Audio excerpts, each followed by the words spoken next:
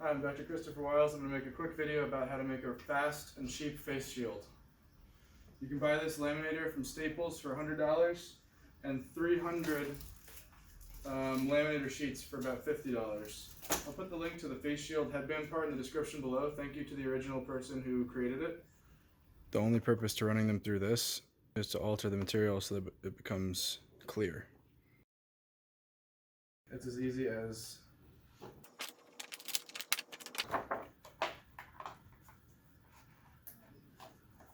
and like that.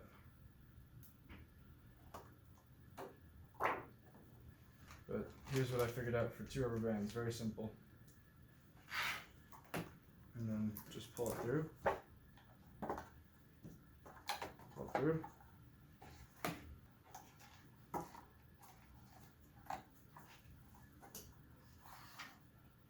And that'll work as well. You can increase the comfort by adding some sort of window or door sealer. That'll add a little bit of comfort. I'm trying different ones. This one's called door weather stripping. This one's MD all-purpose silicone gasket. This one, some generic material. I'm not even sure, but it's rubber with a self-adhesive. So the length of the laminate itself can sometimes be obstructing when you're trying to go down. So we suggest taking 2 inches off the bottom, cutting at a 45-degree angle.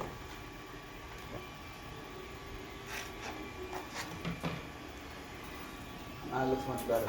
You can actually look down. So you can get 2 of these on each print bed on my Ender 3 printer, which is 220 by 220 millimeters, interlocked like that. If you change the settings to 3 walls and 0 infill, it prints in about 2 hours with the stock 0.4 millimeter nozzle. If you get a bigger nozzle, there's a YouTube video out there about how to get it down to 1 hour, which is pretty impressive. Cheap and easy way to go. Just laminator, any laminator sheets will pretty much do the job.